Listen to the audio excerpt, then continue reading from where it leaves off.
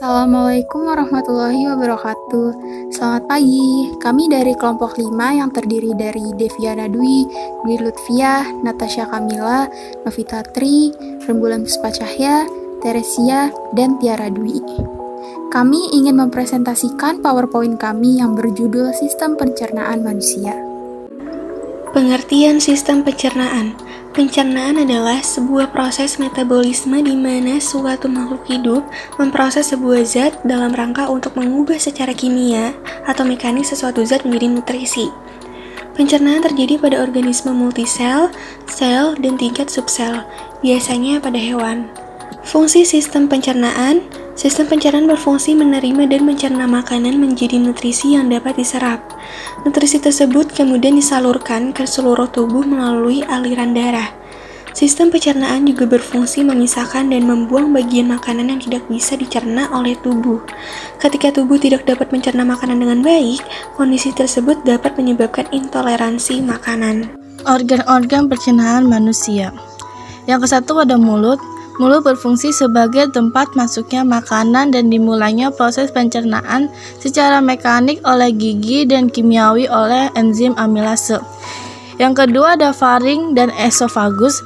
Faring atau tenggorokan dan esofagus atau kerongkongan berfungsi sebagai jalur makanan untuk didorong ke lambung dengan gerakan peristaltik atau meremas-remas. Yang ketiga ada lambung. Lambung berfungsi sebagai pemecah makanan yang nantinya dicampur dengan asam dan enzim untuk mencerna protein, menyimpan makanan, serta mematikan mikroorganisme. 4. Pankreas, hati, dan empedu. Hati adalah organ pelengkap yang membentuk cairan empedu dari proses pencernaan lemak. Pankreas berfungsi memproduksi enzim untuk mencerna karbo, protein, lemak di usus halus. 5. Usus halus. Usus halus terbagi jadi 3, duodenum, jejunum, dan ileum. Duodenum berfungsi sebagai tempat pencernaan kimiawi, sedangkan jejunum dan ileum ini tempat penyerapan sari makanan. 6. Usus besar. Usus besar difungsikan sebagai pengatur kadar air pada sisa makanan. Di dalamnya terdapat mikroorganisme yang dapat membusukkan sisa makanan sampai berbentuk feses atau tinja. 7. Anus. Anus memiliki fungsi sebagai jalur untuk membuang zat sisa makanan. Sebelum dikeluarkan, feses ini akan ditampung lebih dahulu di bagian ujung usus besar yaitu rektum.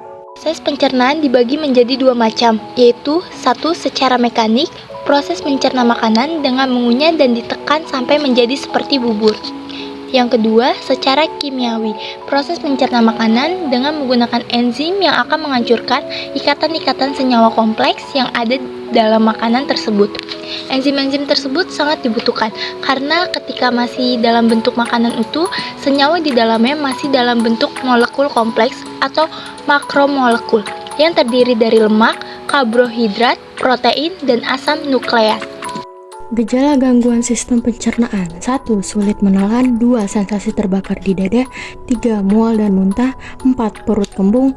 5. Sakit mah. 6. Sakit perut. 7. Diare. 8. Sembelit. 9. Muntah atau BAB berdarah. 10. Berat badan naik atau turun. Penyakit dari gangguan sistem pencernaan yaitu 1. Hepatitis. 2. Sirosis. 3. Esofagitis. 4. Wasir.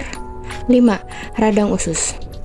Cara menjaga sistem pencernaan agar tetap sehat yaitu memperbanyak konsumsi serat, memperhatikan jam dan porsi makan, mengonsumsi probiotik untuk melancarkan pencernaan, meninggalkan kebiasaan buruk, mengonsumsi lemak sehat, minum cukup air, kelola stres, dan olahraga. Sekian penjelasan dari kelompok kami. Terima kasih dan maaf jika ada salah dan kurang kata. Wassalamualaikum warahmatullahi wabarakatuh.